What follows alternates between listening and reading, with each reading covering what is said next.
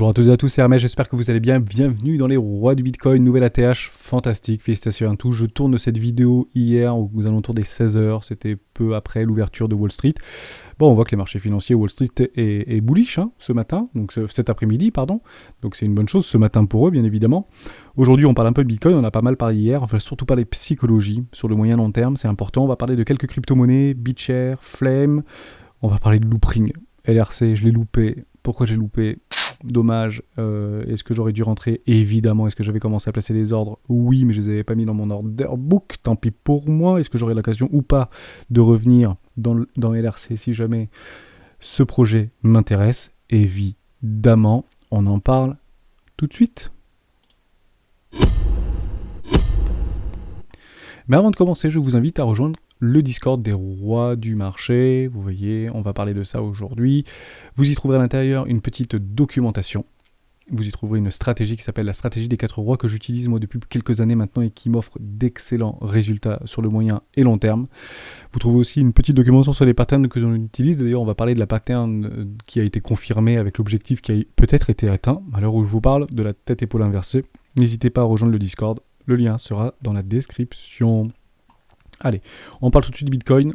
Je vais effacer ça. Et on va parler de notre épaule tête-épaule inversée relativement rapidement. Je vais mettre en 6 heures. Ce sera très bien. Hop. Donc elle a complètement été confirmée, cette épaule inversée. On avait déjà une épaule tête-épaule ici. Je ne sais pas si vous vous en souvenez, on l'avait tracée. Qui nous ramenait vers les $50 000. Malheureusement, cette épaule tête-épaule a complètement été avortée. Évidemment. Elle était là, je crois. C'était quelque chose comme ça où je l'avais peut-être mis plus haut. Je la trace un peu vite. Ouais, effectivement, j'étais un peu gourmand. Voilà, quelque chose un peu comme ça. Voilà, épaule, tête, épaule. Complètement avorté, qui s'est transformé par quoi ? Par une épaule, tête, épaule inversée. Sachant que l'épaule, tête, épaule et l'épaule, tête, épaule inversée a une chance de réussite aux alentours des 76%. Bon, pour notre épaule, pour notre tête, épaule, on est passé dedans. Mais pour celle-ci, ça a été confirmé juste là. Ok, épaule, tête, épaule inversée, totalement confirmé. Pourquoi c'est confirmé ? Parce qu'on a clôturé au-dessus, tout simplement. Voilà. Donc elle a été confirmée. Bon, je sais pas comment trop le prendre pour que ça soit un peu joli. Est-ce que je peux retrouver un peu mon... Voilà. Bon, ça a été cassé, clôturé au-dessus. Bon, est-ce que beaucoup avaient mis des ordres ici ? Oui, c'est pour ça qu'il y a des impulsifs comme ça. C'est que tout le monde voit ce type de structure. C'est des structures qui fonctionnent très bien psychologiquement sur les marchés financiers. Donc en fait, il y en a plein qui mettent des ordres ici, qui permet en fait de confirmer une épaule tête-épaule inversée. D'accord ? Pareil pour l'épaule tête-épaule, mais des fois, c'est rattrapé. Même si on clôture en bas, derrière, ça peut ne pas partir beaucoup plus bas. D'accord ? Bon, ça marche un peu plus de 7 fois sur 10. Ok ? Donc là, ça a bien fonctionné. Est-ce qu'on a atteint ou pas notre objectif ? Je crois que l'objectif, c'était $70 000. On en avait parlé il y a quelques temps. Hop. On y est vraiment à peu de choses. On peut dire que c'est confirmé, soit $69 200. Mais je pense dans la journée, on est au début des ouvertures de marché de Wall Street. À mon avis, on va pouvoir taguer les $70 000 prix psychologique ou les $69 999. Pourquoi ? Parce qu'il y a probablement beaucoup d'ordres de vente psychologiques. On avait parlé, il y a quelques vidéos des prix magiques. Si vous voulez TP sur les $70 000, ne mettez pas $70 000, vous mettez 69 832. Mettez pas 70 000. Prendre un ordre et prendre un ordre de vente sur un petit TP si vous êtes trader de tendance ou que vous venez d'arriver sur le marché et que vous avez pris peut-être la cassure ou quelque part dans le range là, un petit peu au hasard, prenez un tout petit TP sur les $70 000, je pense que vous le regretterez pas. D'accord ? Il faut se forcer à prendre des profits. Ok ? Important, aussi, je vous avais parlé que moi je hedgeais mon portefeuille, notamment sur Bitcoin. Bon, je suis sorti, mon short a été mangé, donc aujourd'hui je ne couvre plus à 100% mon portefeuille. Il est toujours couvert avec des arbitrages que je fais sur d'autres actifs, d'accord ? Parce que je prends des actifs financiers, mais en dehors des crypto-monnaies, qui me permet aussi de couvrir mon portefeuille sur des forts pics de volatilité sur les crypto-monnaies, mais aujourd'hui, mon portefeuille crypto n'est plus couvert à 100%. Voilà, c'était juste pour vous l'annoncer. Je vous avais dit que j'étais encore en short, mais je me suis fait prendre mon edge. Voilà, pour être tout à fait honnête avec vous. Donc j'espère, très franchement, que c'est pas un fake out et que ça va continuer à pousser vers le nord, parce que sinon je serais bien embêté. En tout cas, j'agirai en fonction de ce que je vois et non pas en fonction de ce que je crois. Ça, il faut se le répéter quotidiennement et je ne suis pas bien sûr le seul à le répéter quotidiennement, mais c'est quelque chose de très important sur les marchés financiers. Ok pour ça. Bon. Donc c'est bullish l'histoire. Moi j'avais envie quand même de vous parler d'une toute petite news. On va aller très très rapide dessus. par rapport à une news que j'ai vu passer le 8 novembre, donc c'est assez récent, le Bitcoin bientôt banni de l'Union Européenne. Bon, c'est un peu comme le Buy China, d'accord? Sauf que le Buy China, c'est réel, c'est vrai. Là, c'est juste en fait la Suède qui revient par rapport à la COP26, parce que c'est la COP26 actuellement, et j'imagine qu'ils vont peut-être parler des cryptoactifs, ils vont peut-être parler de la blockchain. Bon, c'est peut-être un bon petit coup de FUD. D'un côté, nous, en France, on reçoit, notre secrétaire d'État reçoit ses aides, le PDG de Binance, quand la Suède dit attention, ça consomme trop, etc. Bon, oui, on va pas revenir tout le temps dessus que ça consomme. Maintenant, on le sait, cette news, en fait, cette mauvaise nouvelle, même si c'est une news, ça peut pas forcément être une bonne nouvelle, mais cette mauvaise nouvelle a déjà été digérée par le marché, et ce, il y a bien longtemps. La consommation du Bitcoin, le hash rate, etc., faire tourner des serveurs, des machines et des cartes graphiques, c'est quelque chose de connu aujourd'hui sur le Proof of Work. On est bien d'accord, mais maintenant, si on doit faire un parallèle par rapport à l'extraction, par exemple, des minerais comme l'or, par exemple, ça c'est une deuxième petite news que j'ai vue, on parlera juste après de Google. C'était où ma petite news que j'avais. Bon, je sais plus. Je l'avais pas, mon petite news. Je sais plus où est-ce que j'avais. Bon, bref, grosso modo, je pensais que je l'avais conservé, mais j'ai dû le virer. C'est pas très très grave. L'or consomme 2 fois plus que le Bitcoin. L'extraction de l'or consomme 2 fois plus d'électricité, pas d'énergie, hein, d'électricité que le Bitcoin. Les banques aussi. Partez du principe que le système financier des banques commerciales aujourd'hui dans le monde consomme 2 fois plus en térawattheure que le Bitcoin. Okay, Google, par exemple, on y était juste avant, c'est 260 TWh par an. Bon, et le Bitcoin, c'est combien? C'est à peu près 110 TWh par an. Donc on est quasiment à x2,5 par rapport à Google. Alors bien sûr, comparons ce qui est comparable, mais en termes de consommation, je pense qu'aujourd'hui, que Google et les serveurs de Google, avec YouTube notamment, sur laquelle on regarde notre vidéo des rois des bitcoins, et c'est génial, et ça consomme énormément de bande passante, énormément d'électricité, mais c'est quelque chose qui a été digéré par le marché. C'est pas pour ça que Google fait pas de nouveaux sommets toutes les semaines, d'accord? Et qui est en phase d'accélération et de croissance extrême, et d'euphorie extrême. Est-ce que ça va s'arrêter à un moment donné? Oui. Est-ce que ce sera la faute de Google et de l'électricité? Non, c'est juste les marchés et la psychologie des marchés. Et d'ailleurs, je voulais vous en parler de cette psychologie des marchés. C'était là, voilà, la psychologie of market cycle, c'est clairement une psychologie des marchés qui existe depuis toujours. Je crois que ça a dû arriver dans les années 30 ou 40, ce truc, ou peut-être 50, je sais pas. Mais en tout cas, c'est quelque chose que j'ai toujours vu, moi, en m'intéressant au marché financier. Et incroyablement que ça puisse paraître, ça se répète continuellement. D'accord? On a ces phases d'espoir, ce disbelief, après l'optimisme, les médias qui s'en mêlent, les croyances, l'euphorie, le nouveau paradigme, et puis après derrière ça descend, on fait un énorme M, un double top en monthly ou en weekly, et derrière on revient, c'est la panique, capitulation, l'extrême peur, la dépression, la capitulation extrême, etc. Le disbelief, ça repart et on refait en avant gagnant. D'accord? Donc ça, moi je voulais retrouver, je l'ai partagé sur le Discord récemment. C'est cette petite photo-là que j'avais, qui est peut-être un peu plus parlante et un peu plus facile à comprendre. Donc derrière, accumulation, d'accord? Donc c'est ce qu'on a vu là entre 2000, après entre guillemets à la fin du bear market de Bitcoin, à partir de fin 2019, donc toute l'année 2019-2020, hein, on a eu cette réaccumulation, effectivement, avec des hausses et des baisses de plus ou moins 150%, d'accord? Mais on est sur les cryptoactifs. D'accord? Les accumulations se font dans des ranges colossaux de plusieurs semaines, voire plusieurs mois, avec des variations de prix du qui tout double, voire plus. Okay? Derrière, on a eu notre sell-off, et ça, on peut imaginer que c'était un peu notre pic de 2019, le bear trap, l'énorme bear trap. On l'a eu extrêmement profond par rapport au crack Covid. D'accord? On peut imaginer que le crack Covid, il était ici. Est-ce qu'il avait été initié ou pas, imaginé tout ce que vous voulez? Absolument pas. Hein, d'accord? On en a parlé dans plusieurs vidéos, et puis derrière, là, on est revenu dans cette phase, ici. Donc, où est-ce qu'on est actuellement? On était probablement au milieu, hein, sur les 65 000 $, là, on était peut-être à peu près au milieu. Pourquoi je dis ça? Parce que maintenant qu'on a fait un nouveau sommet, techniquement, si on devait aller plus bas, on aurait dû aller plus bas. On aurait dû aller recharger en zone de rechargement long terme. On en a beaucoup parlé dans les précédentes vidéos, je ne vais pas y revenir systématiquement, mais techniquement, si on devait aller plus bas, on serait allé plus bas et on serait resté plus bas longtemps, jusqu'à la capitulation, jusqu'au désespoir, etc. Le fait qu'on n'ait pas allé dans ces zones de rechargement long terme psychologique pour les institutionnels, là où les big boys, les baleines, généralement réaccumulent un asset, c'était que l'objectif était d'aller beaucoup plus haut. Hein, l'objectif est d'aller beaucoup plus haut. Alors, est-ce que ce sera 100 000, 150 000, 200 000, 250 000? Allez savoir. Mais techniquement, ce type de choses, on va le retrouver sur du Bitcoin et sur tous les cryptoactifs que vous voyez actuellement. Solana et tout ce que vous voulez. On en parlera juste après, d'ailleurs. Il y a un an, jour pour jour, j'avais fait quelque chose, c'était en septembre 2020. J'avais fait ça, j'avais eu un petit peu de temps et je me suis dit, bah tiens, je vais le partager avec vous sur le Discord et je vais le partager avec vous sur une vidéo des rois du Bitcoin. Alors, j'avais mis ici pour moi le 2017, d'accord. On était un peu dans le first sell ici, 2017, d'accord. J'avais mis le gros 1 ici. Derrière, j'avais dit grosse explosion, donc on serait dans le numéro 2. Alors, il y a 28 000 $, mais on peut imaginer beaucoup plus. D'ailleurs, on était jusqu'à priori sur un top provisoire de marché, était aux 65 000 $, rappelez-vous, c'était il y a encore quelques semaines, et que derrière, on était très très loin du désespoir. Ok, note numéro 3. J'avais fait la même chose sur Ethereum, j'avais fait la même chose sur Litecoin, j'avais fait la même chose sur la Société Générale. C'était un peu marrant, mais bon, bref. On était vraiment dans le désespoir sur la Société Générale. Est-ce qu'on va repartir pour voir sur l'actif de la Société Générale sur Rolex Paris de nouveaux sommets? D'ailleurs, j'ai acheté de la Société Générale sur les 9 $, sur les 9 euros ou les 10 euros, je crois. 10,50 €. Je l'avais toujours en portefeuille. Pourquoi? Parce que pour moi, j'étais dans mon 3 après le crack Covid. Et ça a refait un nouveau plus bas après le crack Covid. Donc j'en ai racheté sur les 10 $, je crois. Un truc comme ça. Bon, aujourd'hui, je suis très content. Ça a fait x3. Mais personne ne voulait de la Société Générale en portefeuille.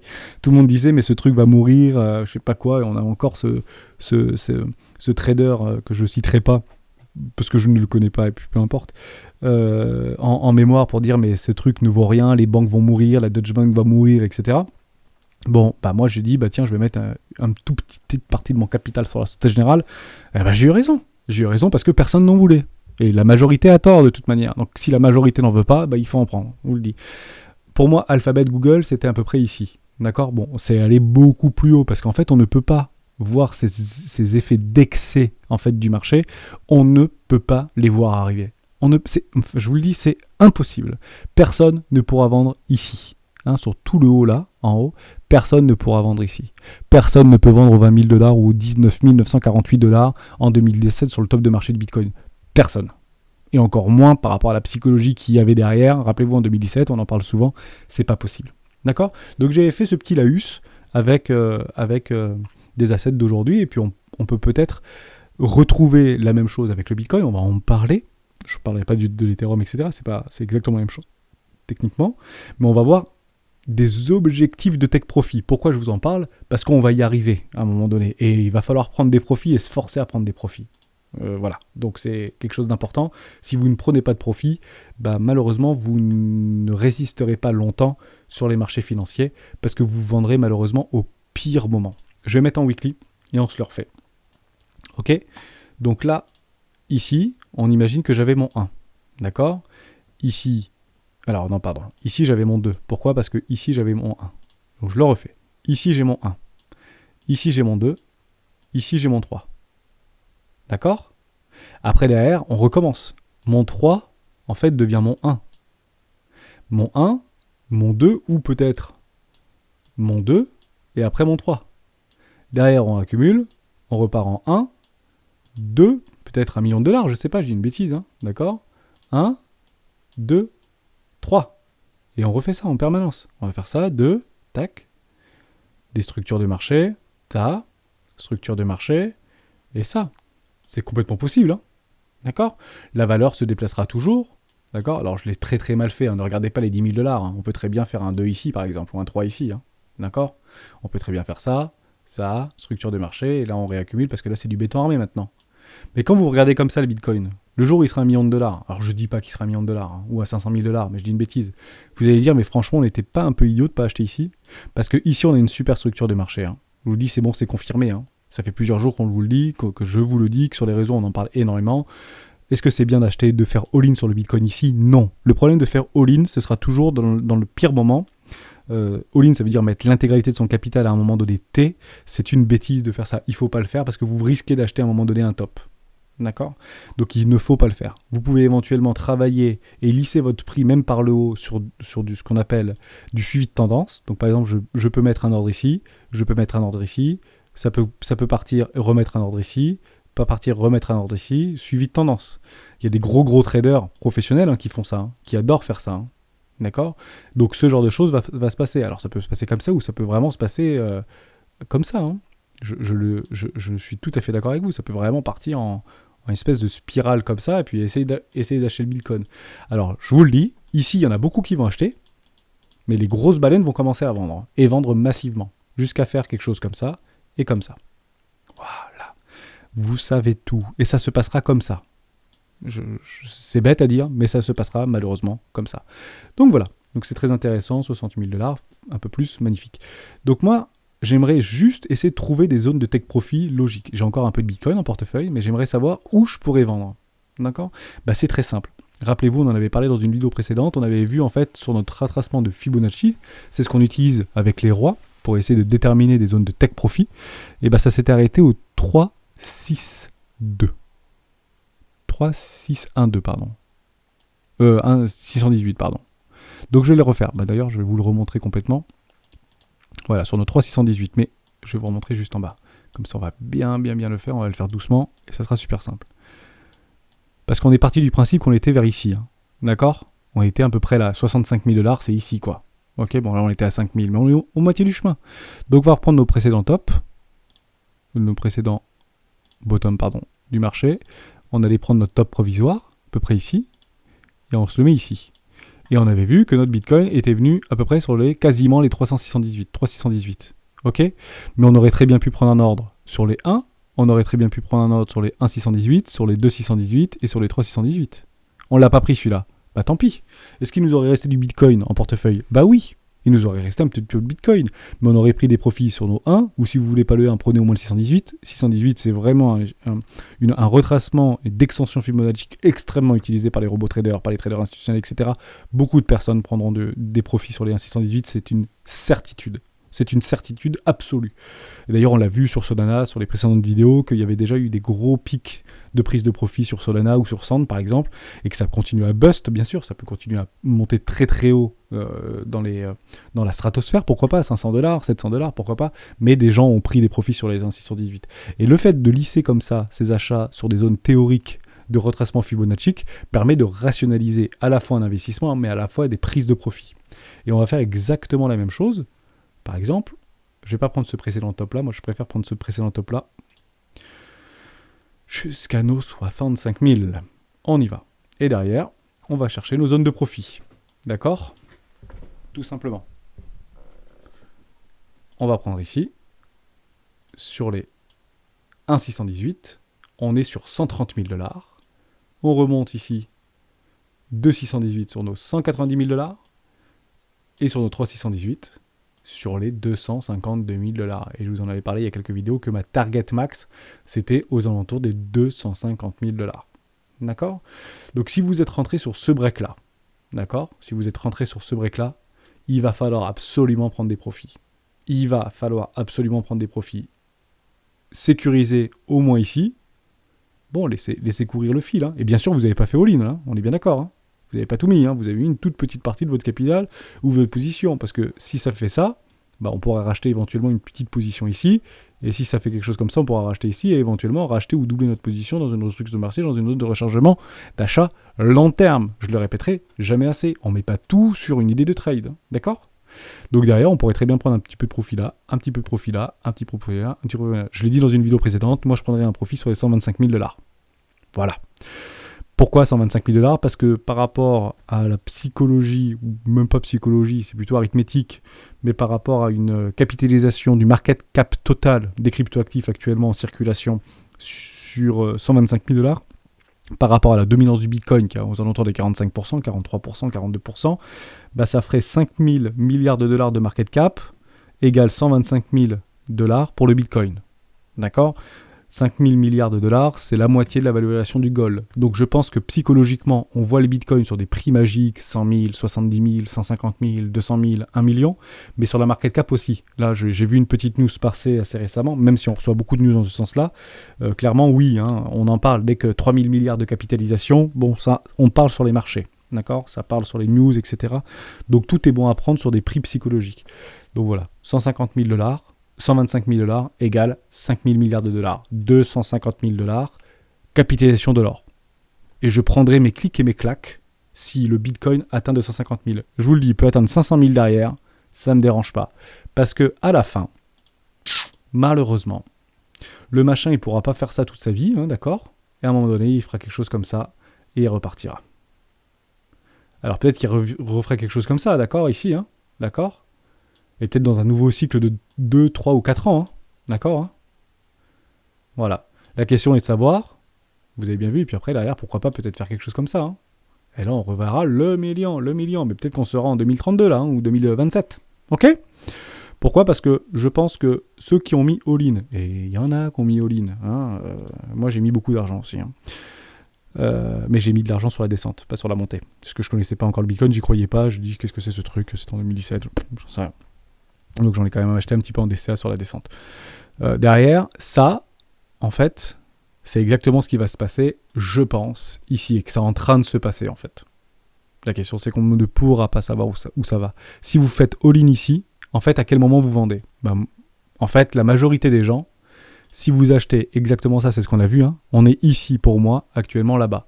Si vous achetez ici et que vous ne vendez pas là, et que vous ne vendez pas là, et que vous ne vendez pas là, vous ne vendez pas là, et vous commencez à avoir du rouge. Parce que les gens ne vendent pas dans le bleu ou dans le vert pour vous, ils vendent dans le rouge. Et ben vous n'allez pas vendre ici, vous n'allez pas vendre ici, vous n'allez pas vendre ici, vous n'allez pas vendre ici. En fait, vous allez vendre ici parce que vous dites ouais mais de toute manière j'ai déjà gagné de l'argent. D'accord? Et c'est là que vous allez tout vendre. Si vous êtes les holders long terme, 80% des holders long terme ou des jeunes particuliers long terme, ils vendront de toute manière là-dedans, au pire moment.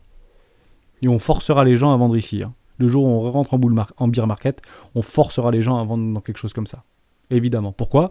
Parce que les banques, il faut qu'elles rechargent. Les big boys et les baleines. Si les baleines, elles ont vendu ici, psychologie des marchés. Si les baleines vendent ici, d'accord? Où est-ce qu'elles rachètent? Elles vont pas racheter ici, hein. Elles sont pas folles. Elles vont racheter ici, ici éventuellement pour arrêter le cours. Ici, pourquoi pas? Parce que la direction a été prise. D'accord? Tout simplement. Si vous voulez gagner comme des baleines et comme des institutionnels, comportez-vous comme des baleines, tout simplement. Toujours très intéressant. On parle très rapidement de LRC, loopering. Ah là là, LRC. USD. Je l'ai loupé. Aïe, aïe, aïe, aïe, aïe, aïe, aïe. Aïe, aïe, aïe, aïe, aïe, je l'ai loupé. Je l'ai loupé, LRC. Ah, je l'avais vu, hein. J'y étais, hein. Pourquoi j'ai pas de petite... C'est où? C'est là que j'ai mes inscriptions. Loopring USD. Non. Ah non, je suis sur Wales là. C'est pas là que je veux aller. Hop, je vais aller là. Pourquoi j'ai pas mon ERC là-dessus? Bon, je sais pas.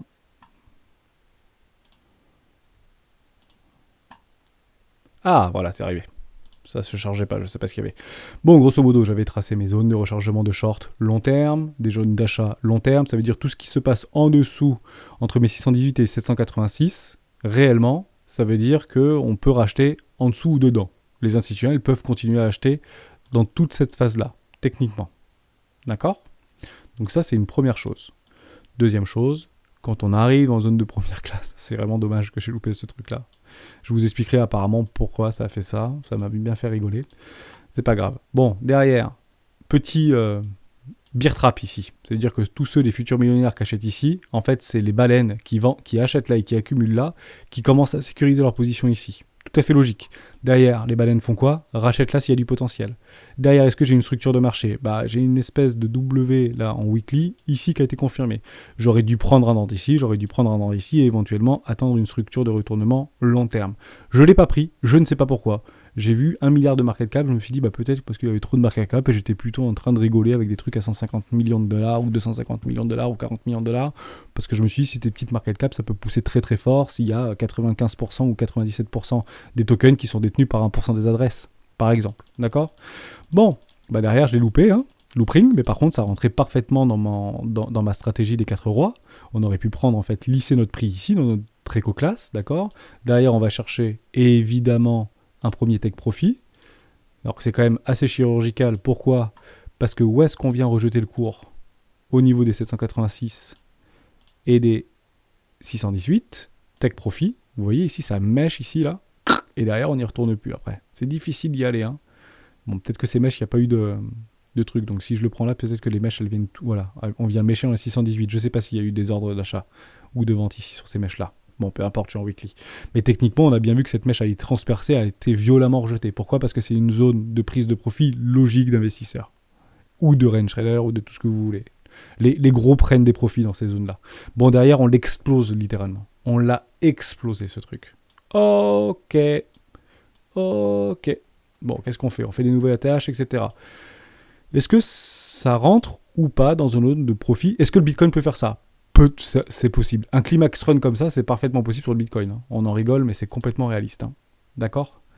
Donc derrière, je vais aller chercher ici mon précédent top de marché provisoire, mon bottom, ici, et j'ai pris mes 1,618. Oui, et c'est quand même marrant. Bon, je suis en weekly et c'est très très puissant là sur LRC, hein, d'accord, sur Loopring. Donc là, on voit bien qu'il y a cette mèche qui a été complètement rejetée dans nos 618. Pourquoi? Parce qu'il y a des gens qui prennent des profits ici, c'est logique, d'accord. Bon, derrière, pas de possibilité de venir chercher des lignes de coup ou quoi que ce soit, ça repart très très haut. On vient éclater nos 618. Il n'y a plus de tokens sur ce marché. On vient éclater nos 3,618. Bon, est-ce que peut-être que ce truc est déjà terminé? Est-ce que c'est maintenant qu'on investit dans Loopring ou dans LRC? Et certainement pas. Certainement pas. C'est pas une... Donc techniquement, où est-ce qu'on va pouvoir éventuellement réinvestir dans Loopring, dans LRC? Eh ben, c'est très simple. C'est dommage, hein, mais techniquement, on va chercher nos précédentes bottoms de marché. On peut aussi éventuellement prendre là sur le précédent mouvement. On ira chercher éventuellement, si c'est ça le top, entre guillemets, provisoire. Je vais revenir en arrière parce qu'on voit plus rien du tout. Zut. C'est pas très clair tout ça. Hop, j'ai enlevé ça. J'ai enlevé ça. Ça aussi. Et ça aussi. Donc voilà, je vais rechercher mes précédents bottoms de marché. Je vais chercher mon top provisoire. Est-ce que ça va continuer à exploser? Possible, hein. Pourquoi pas, hein. Et derrière, j'irai chercher ma zone de rechargement d'achat long terme, tout simplement. J'adore les confluences. Je vous le dis souvent que j'aime bien les confluences. C'est bizarre parce que si je viens chercher mes 786 ici ou mes 618, ça vient exactement sur une variation du cours juste là. C'est quand même fou, hein. Et juste là, ça vient rechercher toutes mes lignes de coût. Alors, ce qui est marrant sur les cryptoactifs, c'est qu'on peut très bien finir ici et que vendredi, on clôture ici, hein. Peut-être que vendredi, on clôturera là. Je dis pas que ça va arriver, je m'étais déjà gouré sur Nexo. On en avait parlé, Nexo, j'avais dit, ça va clôturer à 1,67$, je sais pas quoi. Bon, le truc, il est quand même parti, on va regarder vite fait. Mais je me suis aussi gouré sur Nexo. Je me trompe souvent, hein. Mais bon, techniquement, ça me dérange pas. Et ça me fait strictement rien. J'avais dit que ça clôturait la mèche ici, dans Weekly. Sur les 1,70, ouais, j'étais pas loin. Bon, derrière, c'est à 3$ maintenant. Bon, bah super. Il y a pas mal de petits coins que personne ne connaît ou que tout le monde s'en fiche, entre guillemets, qui sont revenus et qui sont très contents d'être là-dessus, hein. Donc c'est très bien. Super, bravo à vous, hein. Est-ce qu'il y a beaucoup de monde ici? Pas sûr. Est-ce qu'on est en train d'en parler? Certainement. Pourquoi ça fait ça? Et je finirai la vidéo là-dessus et on parlera d'autres crypto-actifs demain. On va parler de Solana juste avant, parce que c'est intéressant Solana. Ouais, j'avais BitShare aussi à parler, Flemme à parler. Ouais, je vais aller vite. Pourquoi Loopring? Parce qu'apparemment, c'est arrivé le 8 novembre aussi, la crypto Loopring s'envole, rumeur de partenariat avec GameStop. Plus 50% ce week-end. LOL. Voilà. Attention, il y a bien marqué rumeur. Buy the rumor. Yes, hein.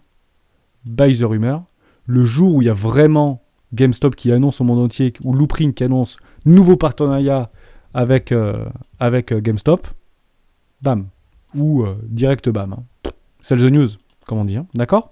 Mais en tout cas, la rumeur est bien perçue. Côté Loopring. Flemme, très rapidement, parce qu'on m'en a parlé dans le Discord de Flemme ou en commentaire. Je ne l'ai pas du tout regardé. Sur KuCoin, ouais. Donc, KuCoin intéressant parce que c'est un petit peu la première plateforme, entre guillemets, d'échange où les petits coins, ils arrivent dessus. Je vous le dis, moi, j'aime pas ça. J'aime pas quand il n'y a pas de coin en fait sur Binance ou sur beaucoup d'exchanges, parce que pour moi ça va peut-être faire ça. Je dis pas que ça va pas faire ça, mais le jour où ça va être listé sur Bittrex, Binance, etc., ça va faire bizarrement ça. Derrière ça va refaire ça, et puis après derrière on va pouvoir partir. Donc moi j'attendrai en fait que ça fasse ça, qu'on prenne notre petit coup derrière la tête. Hein. J'en parle souvent dans les vidéos, mais c'est ça que je veux voir moi au début. Hein. Quand c'est listé sur exchange, sur Binance, sur Bittrex, sur Bitfinex, etc., ou sur Coinbase, pourquoi pas, hein. D'accord? Non, tout est possible dans l'univers, ok? Mais ça, malheureusement, j'aime pas trop. On va aller regarder sur CoinMarketCap. Est-ce que je l'ai Flemme. Je sais même pas ce que c'est. Hein. J'ai pas regardé, j'ai pas fait mes devoirs, je suis désolé. Mais c'est juste pour vous parler un petit peu techniquement. Donc capital marché, on l'a pas. Capital de 200 millions, si c'est 100% dilué, on le voit même pas. Si c'est déjà l'offre en sécurité, on la voit pas. Ouais, il y a quand même beaucoup de volume sur ce truc. À 2 dollars, il y a 4 millions de volume. 5, c'est quand même beaucoup, pour le coup. Ok, donc est-ce qu'il y a des investisseurs qu'on a acheté à 1 centime? Donc il y a des gens qu'on a acheté à 1 centime, visiblement. D'accord?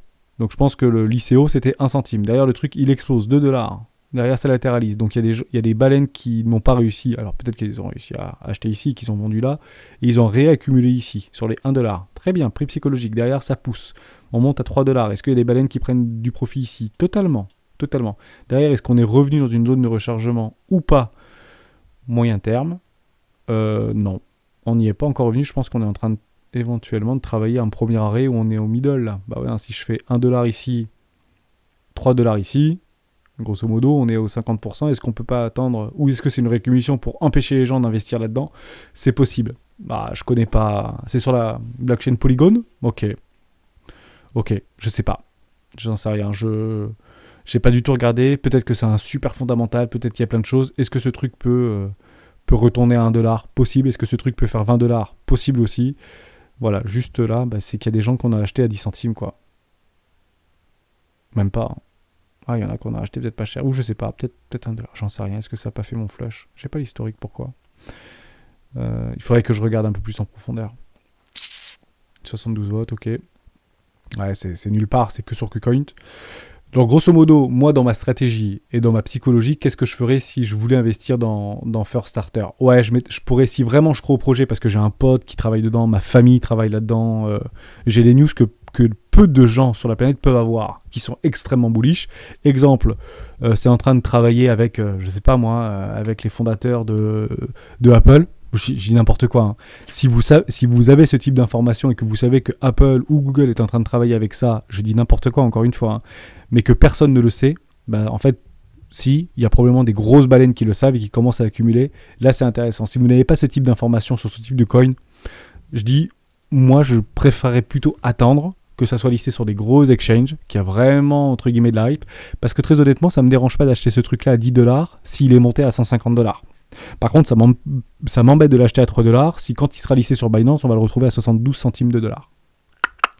Voilà un petit peu sur ma psychologie par rapport à Flemme. On finit juste très rapidement sur Solana, parce que j'ai l'impression, et je vais vous faire rigoler avec ça, enfin, ou je sais pas, hein, c'est pas le but, n'empêche, mais... Solana, est-ce que j'ai l'historique sur Binance? Ouais, j'ai l'historique. Est-ce que ce truc-là, quand je vais vous reprendre en fait ma petite photo que j'aime bien, ici, là, hop, First Sale, etc., Bootstrap, New Paradigm, est-ce que c'est pas exactement la même chose que ici, quand peut-être Solana sera, je vais dire une bêtise, fin de cycle, hein, d'accord, ça fait ça, un peu comme Ethereum, on va dire 1000 dollars. Derrière, fin du bull run, je pense, pour le marché cryptoactif. À un moment donné, bon, 1000, 1200, 1300 dollars, peu importe, je dis n'importe quoi. Donc ici, on a la première phase, on a le 1, le 2, retournement de marché, le 3, vous vous rappelez, hein, 1, 2, 3, et derrière, peut-être que derrière, ça refera ça. Tac, tac, et tac. Et là, on ira chercher peut-être, je sais pas moi, 10 000, 4 000 dollars. Qui pensait il y a encore 1 an et demi en arrière que Ethereum serait en train d'atteindre les 5 000 dollars? Qui le savait? Qui le savait? Personne ne le savait. Personne. Je finirai là-dessus. Les cycles de marché se répètent en permanence. Maintenant, si vous me dites, mais Hermès, n'importe quoi, si le truc il va à 5 000 dollars, c'est une super opportunité d'en acheter à 246 ou à 244. Je dis pas le contraire, mais j'en sais rien. Et ça ne rentre pas dans ma stratégie. En fait, le plus important sur les marchés financiers, c'est pas de voir un prix qui monte ou un prix qui baisse. Le plus important, c'est d'appliquer une stratégie avec détermination, pragmatisme, sans émotion, de façon rationnelle. Ma stratégie m'empêche d'acheter du Solana ici. Ma stratégie me disait, si tu voulais du Solana, Hermès, c'est ici qu'il fallait en acheter. Je pouvais en acheter ici. Ici, je ne peux plus en acheter. Donc, je m'en fiche que ce truc parte là-bas en l'air. Derrière, si je dois en racheter ici, à 300 dollars ou à 400 dollars, alors que j'aurais gagné de l'argent, parce que ce machin est en train de faire un retournement de marché comme ça, est en train de consolider, c'est ici que j'en rachèterai. C'est pas ici que j'en rachèterai.